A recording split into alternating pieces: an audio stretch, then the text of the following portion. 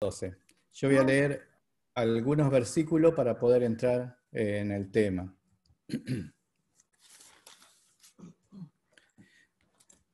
El jueves pasado no hubo reunión, así que seguramente nuestra memoria nos juega una mala pasada y nos vamos olvidando, pero al leer vamos a refrescar a ellas. Versículo 12, capítulo 1 de Apocalipsis, dice, el título, presten atención al título, está muy bien puesto, dice, la mujer y el dragón. Hemos visto quién era la mujer, que se está refiriendo a la nación de Israel, y al dragón, que es el mismo Satanás. Son los dos personajes más importantes de este capítulo. La persona principal de todo Apocalipsis es el Señor Jesucristo. Lo vamos a ver muy por arriba en este capítulo y vamos a hacer más hincapié entre la nación de Israel y Satanás. Vamos a hablar mucho del enemigo de Dios y de nuestro Cristo, para poder conocerlo, para comprender. Al comprender este capítulo, el 12, se dice que es como una llave para poder interpretar el libro entero de Apocalipsis. Es una parte, es muy importante, por eso vamos a ir minuciosamente analizándolos. En el versículo 1 dice, apareció en el cielo una gran señal, una mujer vestida de sol con la luna debajo de sus pies. Yo el otro día no hice mucha acotación de la luna debajo de sus pies, pero me he llevado a pensar qué es la luna debajo de sus pies. Si uno puede googlear, internet, ver, los países que tienen una luna como su símbolo patrio, que está en su bandera, en sus escudos. Todo el islamismo tiene una luna que los representa como que son islámicos.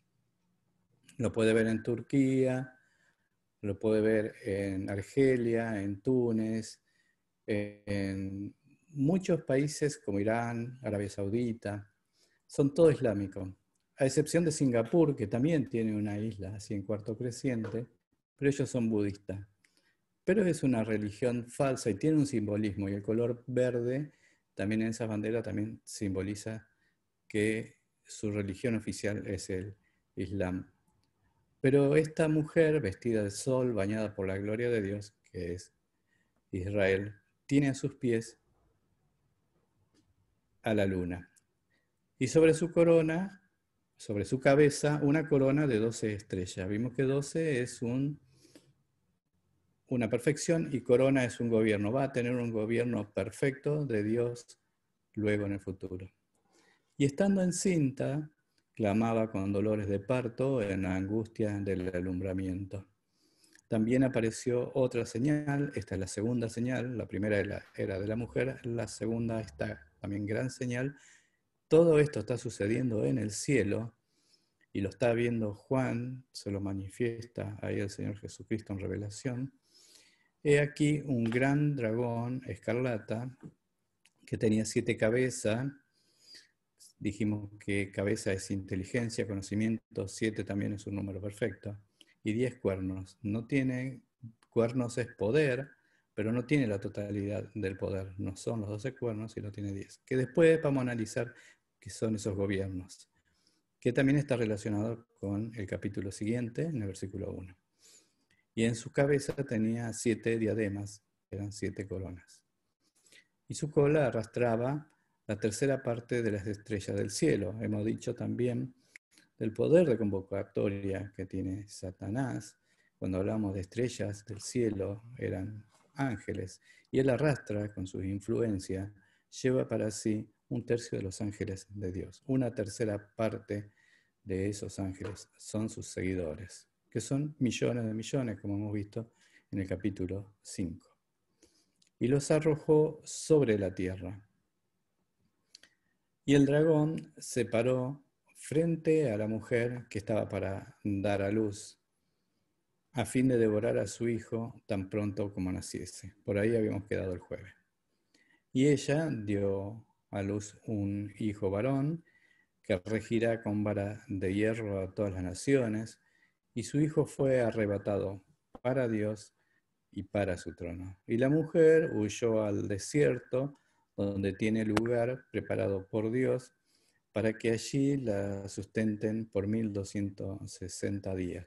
Después hubo una gran batalla. Aquí como que hay un cambio de escena nuevamente, porque empieza a mostrar lo que estaba haciendo el dragón con la mujer. En el versículo 7 empieza a describir una batalla que hay en el cielo. Dice, una gran batalla en el cielo.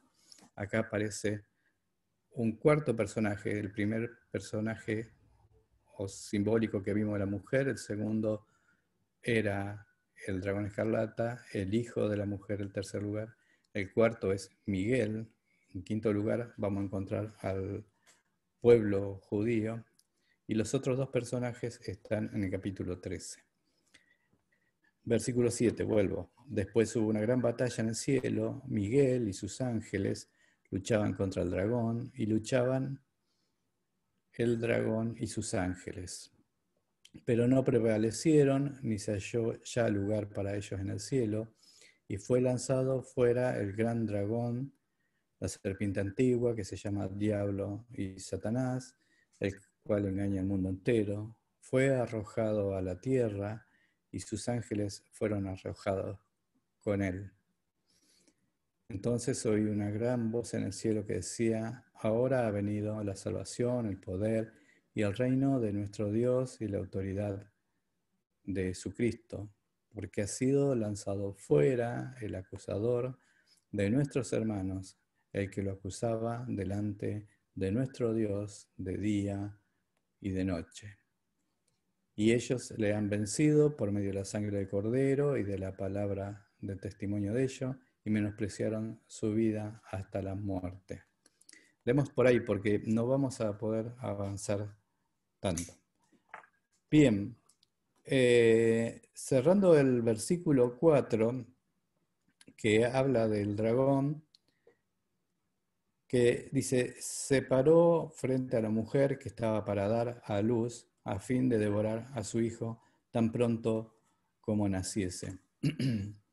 Hemos visto que el diablo no es omnisciente, se va a tomar todo el tiempo del mundo, esperar a ese Mesías que envía a Dios, ahí es la primera venida de Cristo al mundo, lo estaba esperando Satanás. Y ha esperado año y año porque no sabe cuándo eran, porque no conoce la totalidad de los planes de Dios. A veces uno se pone a pensar de cómo será Satanás, de dónde salió, cómo el ateo puede decir que Dios creó el bien y el mal, porque cómo lo creó malo a Satanás. Y no, Dios le ha dado libertad a todos los suyos de poder pensar, de tener libre de discernimiento, libre albedrío, y cada cual escoge, porque la misma palabra de Dios nos muestra la historia de Satanás. Comúnmente lo vemos como lo dibujan como una figura espantosa, porque se basan en un dios griego que se llama el dios Pan o Fauno, que es romano también lo usaron, que es parte hombre y parte cabra, macho cabrío, y tiene cuerno y colas, para mostrar una imagen espantosa de Satanás. Pero la palabra de Dios, le voy a ir leyendo versículos de cómo Dios lo creó. En Ezequiel hay un detalle, en el capítulo 28, del 12 en adelante, dice, así ha dicho Jehová el Señor, tú eras el sello de la perfección, lleno de sabiduría y acabado en hermosura. Fíjense en que Dios lo había hecho perfecto, muy bello, no como lo grafican, y acabado en hermosura. En Edén, en el huerto Dios tuviste, de toda piedra preciosa era en tu vestidura.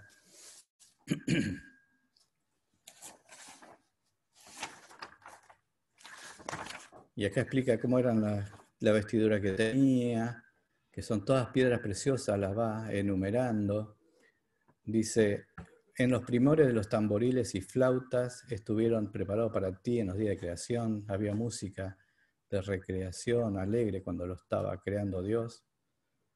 Tú, querubín, grande protector, acá nos muestra el cargo que tenía él, que era querubín, que estaba en la presencia de Dios, protector de Dios. Yo te puse en el santo monte de Dios, en el monte donde va a venir Cristo a reinar. Allí estuviste en medio de las piedras de fuego, te paseabas.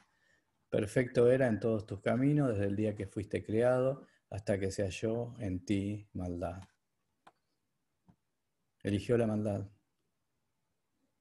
Fue una decisión de él. A causa de las multitudes de tus contrataciones, fuiste lleno de iniquidad y pecaste, por lo que yo te eché del monte de Dios y te arrojé de entre las piedras de fuego, oh querubín protector. Se enalteció tu corazón a causa de tu hermosura, lo superó la soberbia, corrompiste tu sabiduría a causa de tu esplendor, se la sabía toda y se la sabe toda. Yo te arrojé por tierra, dice Dios. Delante de los reyes te pondré para que miren en ti. Con la multitud de tus maldades y con la iniquidad de tus contrataciones profanaste tu santuario.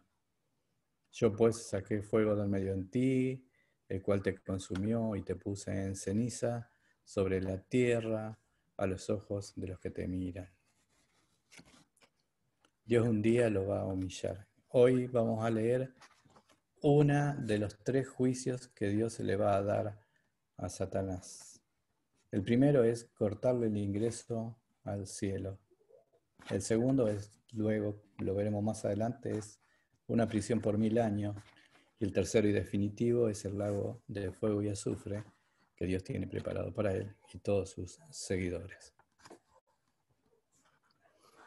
Isaías lo demuestra como un lucero, como una luz, como una estrella preciosa.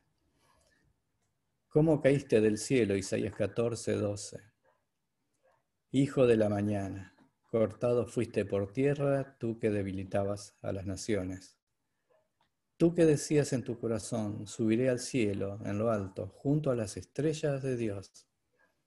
Levantaré mi trono, y en el monte de testimonio me sentaré a los lados del norte. Quería ser más que Dios. Iba a poner un trono mayor que el de Dios, y se quería sentar también en ese monte de Sión. Es muy importante ese, porque vamos a ver a Cristo también, que Cristo en este momento está sentado a la diestra de Dios, está sentado en su trono en el cielo, pero también le espera un trono ahí en el monte de Sión.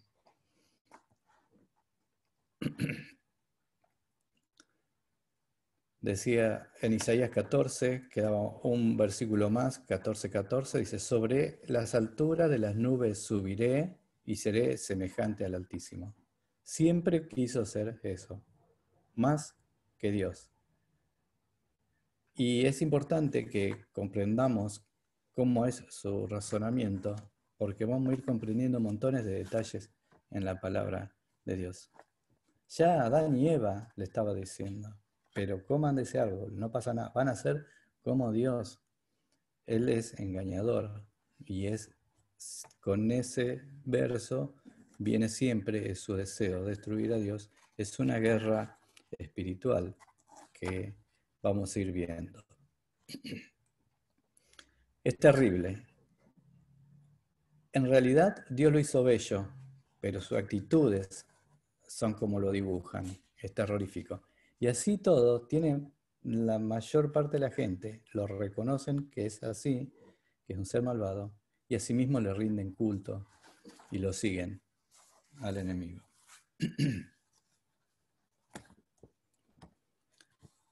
En el versículo siguiente, en el versículo 5, lo vemos ahí él está esperando que nazca el Cristo. En el versículo 4. ¿Por qué? Porque lo quiere devorar, lo quiere destruir. Siempre quiso destruir a la nación de Israel y también a su descendencia, a su simiente. Fíjense, él sabe que en Génesis 3 Dios le hace la promesa que de la simiente, esa santa que Dios había elegido, iba a nacer alguien que iba a herir de muerte a Satanás, a la serpiente antigua habla, mientras que la serpiente iba a herir en el calcañar a su simiente.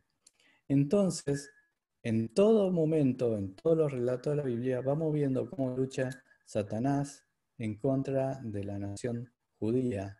Siempre encontramos muchos momentos que he contado el jueves pasado de cómo fue obrando Satanás para poder destruir al pueblo judío. El antisemitismo es un invento del mismo enemigo. Sabe que de los descendientes de Sem viene el Salvador, es el pueblo elegido y escogido por Dios. Yo le voy a dar una tarea, no la vamos a buscar ahora, pero para que puedan en cualquier momento leer Ezequiel 16, el capítulo completo. Y lo leí hace mucho y me llamó la atención del origen de esa tierra que elige el Señor Jesús, el Dios mismo. Y tiene muchos versículos, así que ahora no lo vamos a ver, pero después en sus casas lo pueden ver. A ver si no le estoy dando no lo tengo anotado, pero sí, bien. Tiene, bueno, no, ya pasé la hoja, pero son un montón de 60 y pico, 70 versículos. Cómo Dios eligió a su nación, a su pueblo, cómo se lo promete a Abraham, que de su simiente iba a venir el Salvador. Se lo promete a David también, que de su simiente va a venir el Salvador. Y viene el Salvador de su simiente. Y Mateo, cuando comienza su evangelio, dice también, su genealogía pasa por David y por Abraham, y Lucas también pasa por David y por Abraham, porque Dios promete y cumple. Y nació ese hijo varón que es el Salvador. Porque el versículo 5 dice, y ella dio a luz un hijo varón. Nació del pueblo judío por padre y madre de un linaje escogido por Dios, nuestro Señor Jesucristo. Herodes quiso hacer lo imposible también, es decir, Herodes, Satanás usando Herodes. También hizo matar a muchos niños inocentes para ver si podía también truncar los planes de Dios, pero no pudo.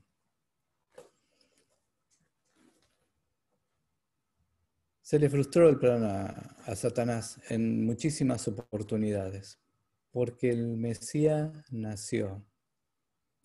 Lo podemos ver ahí en Lucas 1 y Mateo 1. Y también dice ese versículo, al finalizar el 5, dice, fue arrebatado para Dios y para su trono. Y también Dios lo hizo.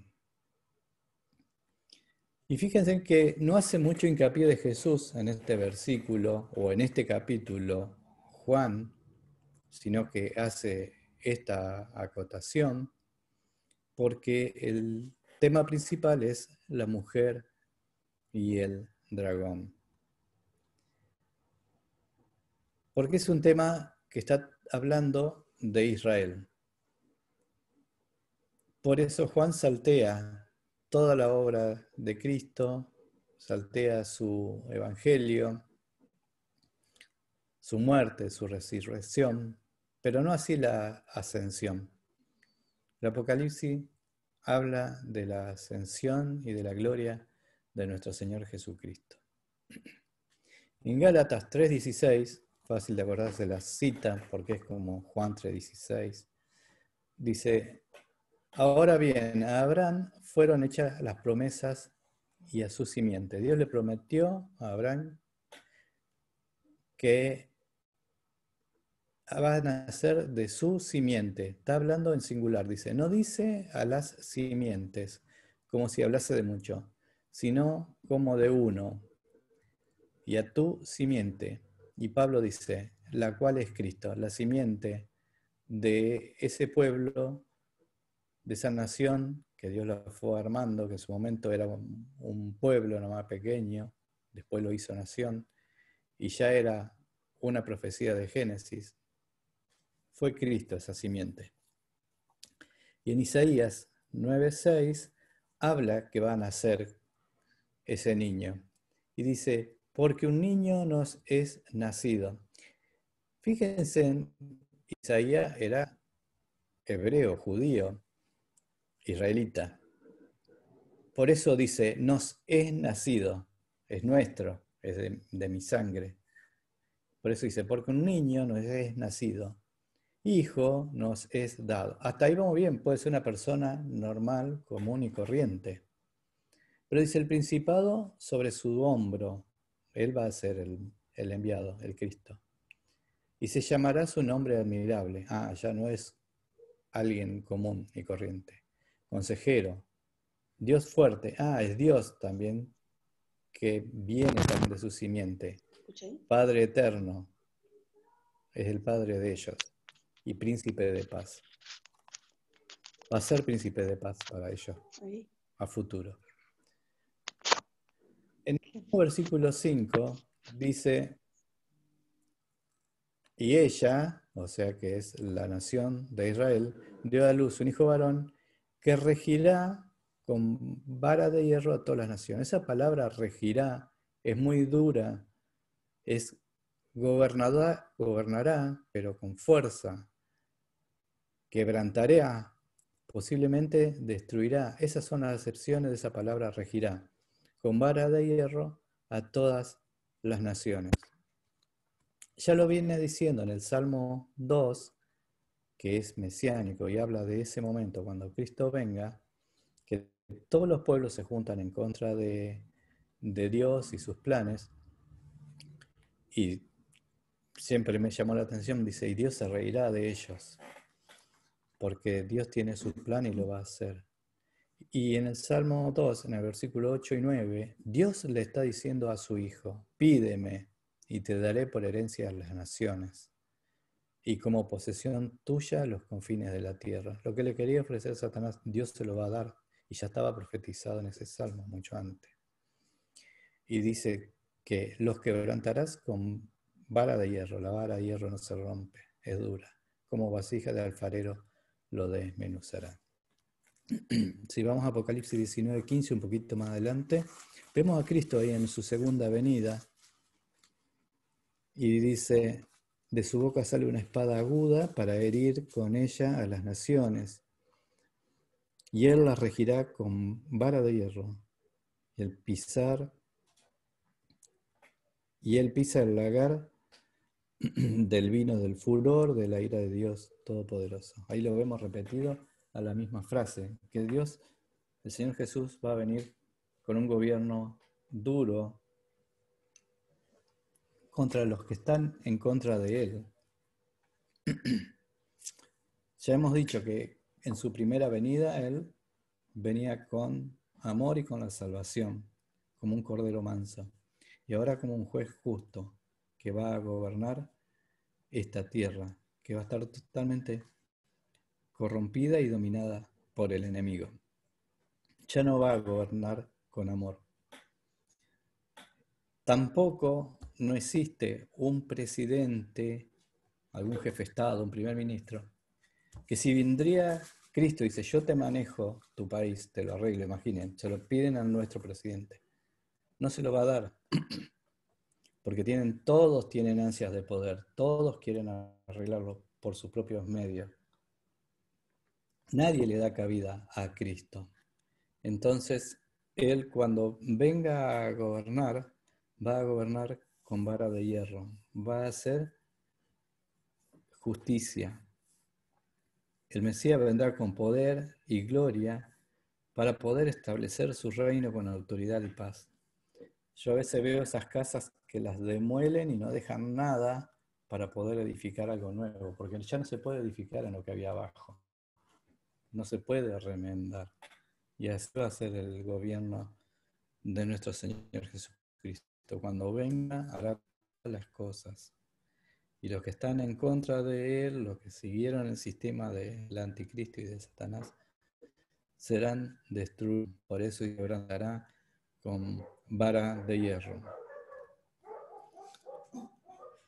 Previo a todo eso, de derrotar a sus enemigos de la gran tribulación con sus juicios, también lo va a destruir al dragón, lo va a dejar prisionero por 1000 años y a sus criaturas también.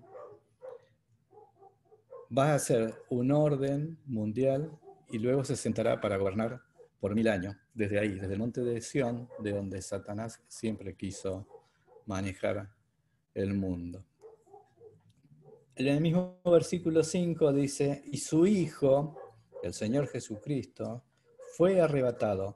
Y fíjense que hay 2 veces repetida la palabra, como que quedaría mal, para Dios y para su trono, para, 2 veces. ¿Sí? Dios lo hace que ascienda, Dios lo lleva al cielo.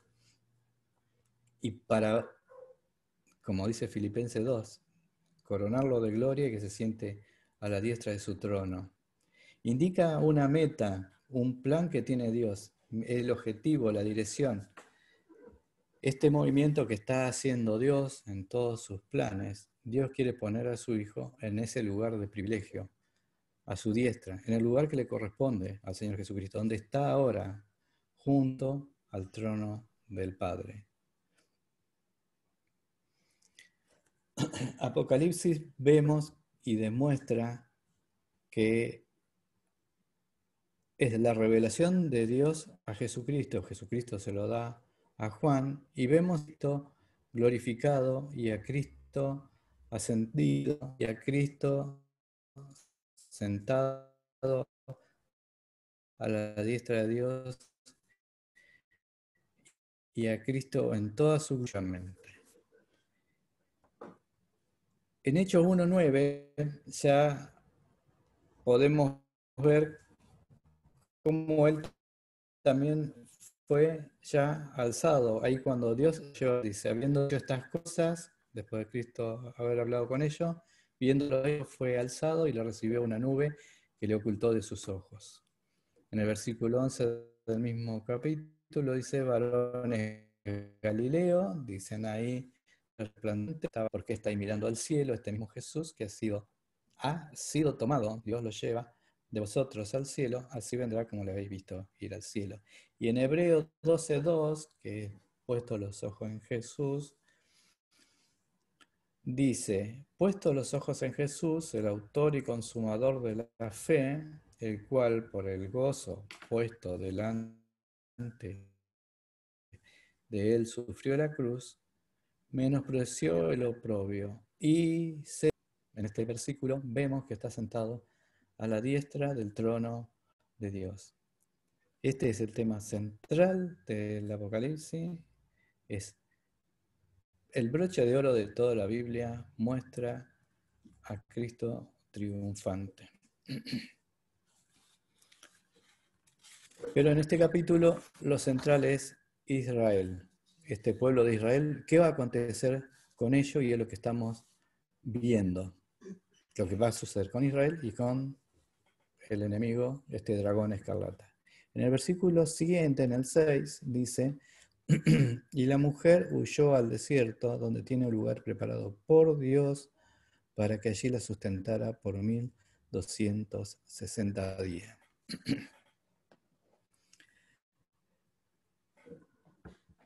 Vimos a la mujer en el versículo 1, en el 2, en el 4 y ahora en el 5. Sigue hablando de la mujer, que es la nación de Israel. No es la iglesia, no es María. Está padeciendo esta semana 70 de Daniel. Acuérdense, y ya hemos ido viendo también, que esta semana, la última semana, que son 7 años de duración, que va a ser una tribulación muy grande, sobre todo de la mitad de estos 7 años hacia el final. Esa parte es una gran tribulación, porque la primera parte va a estar casi todo bien con el pueblo de Israel. Acuérdense que ellos milagrosamente, digamos, no, Dios permitió que haga el templo, empiece a adorar a Dios ahí en el lugar santo. Ya andaba todo el espíritu del anticristo. Vimos los 2 testigos que están predicando en ese momento y estamos en el punto medio nosotros. Luego del punto medio empieza el anticristo a ser devastador. Aparece la imagen, se toma el templo, se empieza a poner la imagen de la bestia, hay que adorarla. Todas las cosas de Dios ahí se convulsiona y el pueblo de Israel empieza a ser perseguido ferozmente. Fíjense que ya con los 2 testigos era muy complicado. Ya ahora, de la mitad de semana hacia el fin, quedan 42 semanas, quedan 1260 días, nos dice este versículo 6. Israel va a ser sumamente perseguido, matado, pero vamos a ver la mano de Dios, cómo lo va a hacer. También a los que son hijos de Dios, los que siguen el testimonio de Dios como su Salvador.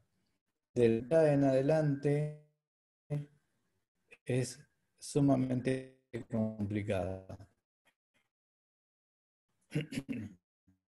Si se me corta, avísenme porque me pone un cartelito que internet anda mal. Esta es la 70 de Daniel. Y vamos a ver cómo se enardece adelante. Y entonces esta mujer tiene que huir al desierto. Versículo 6 dice, y la mujer huyó al desierto. ¿Cuál es el desierto? Muchos opinan cuál es el lugar. Muchos dicen que ese lugar es Petra, porque es una ciudad que está labrada en la piedra, está en el desierto, al sur de Israel. Pero la Biblia no dice el lugar, dice huyó al desierto. No da el lugar. Tienen muchos búnkeres, tienen muchos lugares, pero no, el que los salva es Dios. Va a ser algo muy similar como pasó cuando lo saca a su pueblo de Egipto. Lo lleva al desierto. Aquí Dios también lo va a llevar al desierto, porque dice, la mujer huyó al desierto donde tiene un lugar preparado por Dios. Está en los planes de Dios. Esa huida no es a lo loco, está ya programada por Dios y Dios le tiene un lugar preparado para ahí. La palabra desierto es un lugar, y lo podemos ver en la palabra de Dios, que es un lugar de disciplina, porque ahí van a estar solos, van a estar solos con Dios, van a tener lugar y momento de reflexionar. Es un lugar de arrepentimiento también, ahí el pueblo se va a arrepentir. Yo estimo que muchos de esos 144.000 que son elegidos de Dios, que Cristo lo nombra en Mateo también, va a estar ahí también y le van a seguir predicando a ese pueblo que Dios lo va salvando, lo va llevando a un lugar seguro. Es un lugar de disciplina, de arrepentimiento y de provisión divina, porque Dios lo va a mantener ahí por ese periodo que son 3 años y medio. De arrepentimiento sobre todo, porque muchas veces y en varios pasajes de la palabra de Dios, como en Oseas 2, habla de lo infiel que le ha sido y cómo Dios le manifiesta su misericordia y se arrepienten y Él los perdona. También lo que le comentaba yo, de Ezequiel 16, muestra el carácter de esa nación y cómo sigue el amor de Dios, y de dónde nacieron, dónde fueron lo que fueron, a dónde se cayeron, y cómo Dios los levanta y cómo siempre los busca y los salva.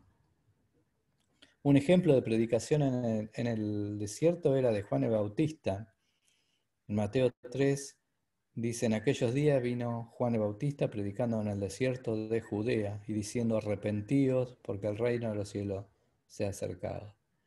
Y yo estimo que los verdaderos hijos de Dios, sus escogidos, le van a decir al pueblo: arrepentido, porque el reino de los cielos se ha acercado, ya está próximo el tiempo.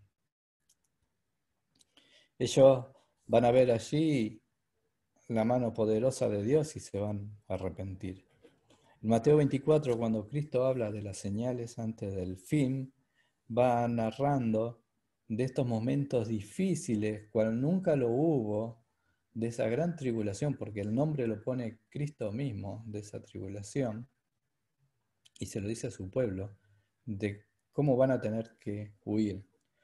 Mateo 24, 15 en adelante dice: por tanto, cuando veáis en el lugar santo, en el mismo templo, la abominación desoladora, la instalación de la bestia en ese lugar, de que habló el profeta Daniel, el que le entienda, entonces los que estén en Judea, huyan a los montes.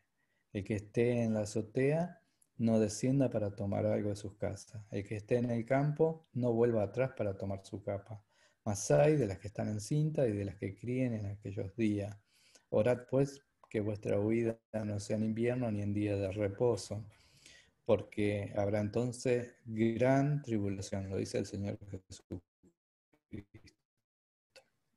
No el principio del mundo, hasta ahora ni la habrá. Y si aquellos días no fuesen contados, nadie sería salvo. Mas por causa de los escogidos, van a estar los escogidos de Dios ahí entre medio, aquellos días serán acortados. En Jeremías 37 dice: ah, cuán grande es aquel día, tanto que no hay otro semejante a él. Tiempo de angustia para Job, habla del pueblo librado. Dios dice: yo los voy a librar de esa gran angustia que van a el tiempo de angustia. En el versículo 10 de Jeremías 30 dice: pues tú, siervo mío Jacob, no temas, dice Jehová, ni te atemorices, Israel, porque he aquí que yo soy el que te salvo de lejos de ti, y a tu descendencia de la tierra de la cautividad, y Jacob volverá y descansará y vivirá tranquilo, y no habrá quien lo espante. Dios le promete que lo va a proteger. Pero no porque Dios va a hacer también para el pueblo.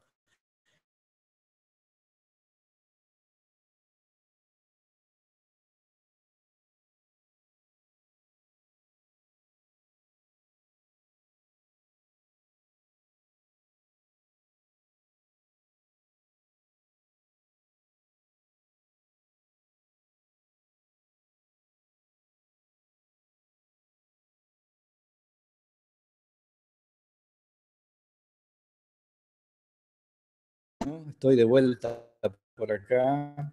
¿Me escuchan? Me había perdido un ratito. Bueno, gracias. Continúo. Estamos viendo cómo Dios va a tratar con su pueblo, cómo lo va a defender. Hay muchísimas profecías. Ezequiel, quiero ver cómo voy con el tiempo. En Ezequiel 20:35 dice: y os traeré al desierto de los pueblos y allí litigaré con vosotros cara a cara. Van a ajustar cuenta también con Dios estando en el desierto. Como litigué con vuestros padres en el desierto, en la tierra de Egipto, así litigaré con vosotros, dice Jehová el Señor. Se cumple algo muy parecido como pasó cuando estaban en el desierto. Os haré pasar bajo la vara y os haré entrar en los vínculos del pacto y apartaré de entre vosotros a los rebeldes. Dios no se le pasa nada, es un juez justo, y a los que se rebelaron contra mí. Esos no van a pasar. Dios ya tiene un lugar preparado para sustentar a su nación por 1260 días. Y cómo será, no sabemos. Yo estaba sacando cuenta, Israel tiene 8.800.000 habitantes en la actualidad, pero tiene mucho más habitantes fuera. Tiene más de 13.750 esparcidos en todo el mundo. Si estuvieran todos ahí, serían 22.550. La mitad de la Argentina es todo el pueblo de Israel. Dios lo va a proteger, Dios lo va a salvar y Dios lo va a sustentar. ¿Cómo lo sustentaba? En el desierto. No sé si será maná o qué, pero Dios también va a proveer por esos 3 años y medio. Si estuvo alimentando millones por 40 años, a ellos también, y lo va a proteger también del enemigo. No sé cómo lo haré. Algunos comentan, dice, no, pueden ser otras naciones que le van a dar asilo y los van a proteger y los van a cuidar, y se basan en cuando Cristo habla de que tuve hambre, me diste de comer, tuve sed, me diste de beber, me cuidaste, era forastero y me asilaste. Pero no sé si tiene relación con eso, porque va a ser una obra de Dios. ¿Cómo lo hará Dios? No lo sé, no lo dice. Pero que lo va a ser así. Y esa fecha de 1260 días ya la hemos visto en el capítulo 11, cuando estaban los dos testigos, y ahora en el 12 y después en el 13, en el versículo 5 del 13, también lo vamos a ver. Porque dice que al anticristo le ponen una fecha justa de 42 semanas que le da autoridad para poder ejercer en ese tiempo determinado. En el versículo 7 vemos un contraste que ahora es en el cielo, pero que todo está relacionado con lo que vamos leyendo. Dice, después hubo una gran batalla en el cielo. ¿Ustedes se imaginan cómo será una batalla en el cielo? Yo no. No es Star Wars ni ciencia ficción. Hay guerras espirituales, no las vemos nosotros con nuestros ojos, no lo podemos ver. Podemos tratar de entender un poco con lo que nos dice la palabra de Dios, pero sí, la palabra es muy clara y nos dice que hubo una gran batalla en el cielo. Miguel y sus ángeles luchaban contra el dragón y luchaba el dragón y sus ángeles. Acá aparece Miguel. Ya lo hemos visto en varias oportunidades, Miguel, pero me gustó el significado del nombre Miguel. Si alguien se llama Miguel, es un beneficiado. Porque uno de los significados de Miguel es nadie es como Dios o Dios es justo.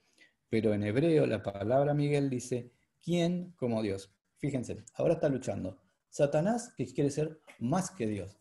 Y está por lado de Dios, Miguel, que su nombre, Miguel, dice nadie como Dios. Es la antimonia, un antagonismo totalmente extremo. Miguel le da con su nombre toda la gloria a Dios y está luchando contra el que quiere ser más que Dios, Satanás. Así tenemos un montón de cosas muy lindas que podemos encontrar en la Biblia. A Daniel lo podemos ver a Miguel, lo vemos. A Miguel y a Gabriel son los que nos dice los nombres, la palabra de Dios de estos seres angelicales. Y de Miguel podemos ver que en Daniel 13, Daniel estaba orando a Dios y pedía por la liberación de su pueblo. Y venía un mensajero a traerle los datos, todos estos tiempos del fin que él pudo profetizar, pero había alguien que se le oponía, el príncipe de Persia, Satanás mismo se le estaba oponiendo. Y estuvo combatiendo 21 días porque fue lo que demoró en contestarle a Miguel, porque dice, Dios, antes de que vos ya lo digas o lo que tenés en tus palabras, Ya lo sabía Dios lo que estaba pidiendo Daniel. Y ya le mandó la contestación, y le mandó la revelación. Una revelación aunque sea cerrada, pero le estaba mandando una revelación. Pero Satanás no quería que le llegue esa contestación. Entonces este mensajero viene y lo ayuda a Miguel.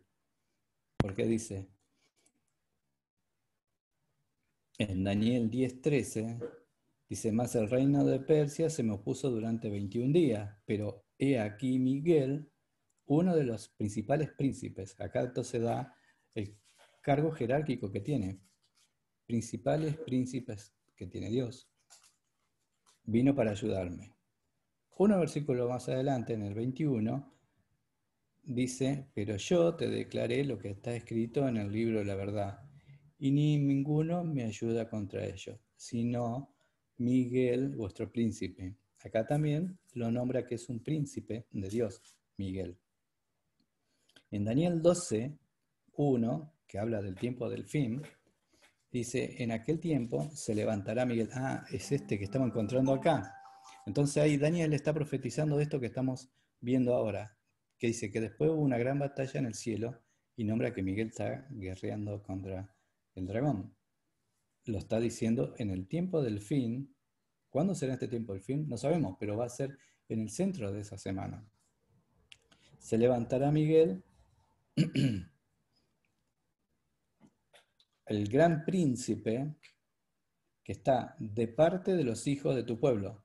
Ah, guerrea por el pueblo de Israel, por los hijos de Dios que quedan todavía. ¿Entiende? Y se empieza a uno a aclarar más la profecía que hay en el Antiguo Testamento. Y dice, y será tiempo de angustia, cual nunca fue desde que hubo gente hasta entonces. Terrible momento. Pero en aquel tiempo será libertado tu pueblo. Dios lo cuida y luego Cristo le da la verdadera libertad cuando Él reina. En Judas 1, cuando tiene un solo capítulo, versículo 9, habla que dice, pero cuando el arcángel Miguel contendía con el diablo, está hablando de otro momento, dice que es arcángel. Por eso es la referencia que tenemos sobre Miguel, que lo vemos peleando acá contra el dragón. En el griego, este versículo dice, se produjo una campaña bélica, la traducción de lo que tenemos nosotros, dice, se produjo una campaña bélica en el cielo. Miguel y sus ángeles hacían guerra con el dragón, y el dragón y sus ángeles guerreaban. Aquí vemos una guerra cósmica, entre Miguel y sus ángeles y Satanás y sus ángeles. ¿Cuándo sucede esto? ¿Cuándo va a suceder? No sé, porque son tiempos escatológicos, son tiempos de Dios. Pero va a ser ahí, justo al medio de la gran tribulación, que lo podemos deducir. Nada es inventado, está explicado muy claramente aquí en el Apocalipsis. Porque ahí, luego de esa guerra, Miguel triunfa sobre ellos y es arrojado ahí a la tierra y arremete con mucho más furia, enardecido, contra el pueblo de Israel. Versículo 8. Pero no prevalecieron ni se halló ya lugar para ellos en el cielo. Me extiendo un poquitito en el tiempo, en el tiempo horario nuestro, para ir dando un poquito de forma a este versículo. Dice, no prevalecieron, no pudieron ganar. La traducción de ese prevalecer es, no fueron capaces de vencer a Miguel y su ejército. O sea que vence la hueste de Miguel y los ángeles de Dios. Y en estos dos versículos vemos que ha sido derrotado. Y como consecuencia, ya no hay más acceso de Satanás al cielo. Pero tenía acceso, ¿podía él llegar antes al cielo? ¿Por qué Dios le permitía ir al cielo? Son cosas que uno nos pregunta. pero que están en la contestación de Dios. Dios es soberano, Él decide qué hacer o no. Vemos que acá pierde esa batalla y es expulsado directamente. Con nuestra mente no lo podemos entender. La palabra de Dios nos muestra, sí, que él tenía acceso a Dios. Lo vemos en Job 1:6, que dice: unos días vinieron a presentarse delante de Jehová los hijos de Dios, entre los cuales vino también Satanás. En Zacarías 3:1 tiene una visión Zacarías ahí, que está viendo al sumo sacerdote de ese momento, que se llama Josué, y está Satanás acusándolo ahí, porque vamos a ver un poquito más adelante que él es el acusador. Ya no va a tener más llegada a Dios para acusarlo.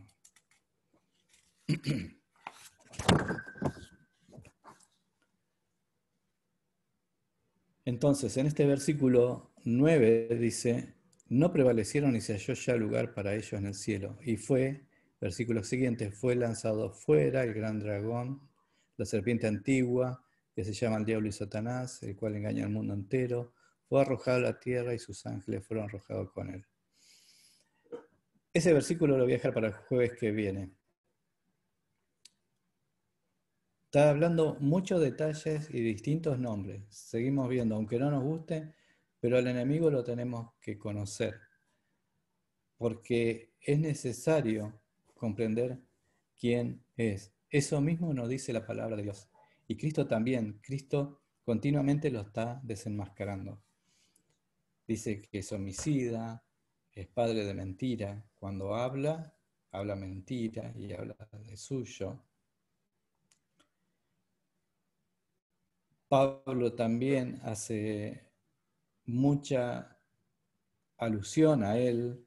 Acá Apocalipsis lo define como un gran dragón, como una serpiente, da el nombre de diablo, da el nombre de Satanás, y vamos a ir viendo cada significado de esa palabra. Pablo lo muestra también como un león rugiente, y eso va a quedar para el jueves que viene. Pero tenemos que conocer quién es el enemigo, cómo se mueve, qué astucia tiene. La palabra de Dios dice que es también un ángel de luz, algo que por ahí a nuestros ojos o nos parece que está bien o es agradable, pero en su fondo es el fundador del reino de las tinieblas, todo lo contrario. Y conociendo uno al enemigo, sabe cómo defenderse del enemigo. Cada vez se habla menos de él. Es más, se lo lleva hasta que no existe. Se predican cualquier barbaridades. Que todo es psicológico, o no. Pero se lo minimiza. Y es un adversario con el cual la palabra de Dios nos dice que seamos sobrios y estemos velando. Y 2 Corintios 2:11 dice: para que Satanás no gane ventaja alguna sobre vosotros, pues no ignoramos sus maquinaciones. Y en Efesios 4:27 dice: ni deis lugar al diablo. Y Santiago dice que nos acerquemos a Dios, que lo resistamos, y Él huirá de nosotros, porque nuestra peña es firme, nuestro refugio, nuestra fortaleza es Dios mismo. Continuaremos el jueves siguiente. El tiempo se fue, internet se va y viene. Hacemos lo que podemos. Algunas consultas, cosas que no han quedado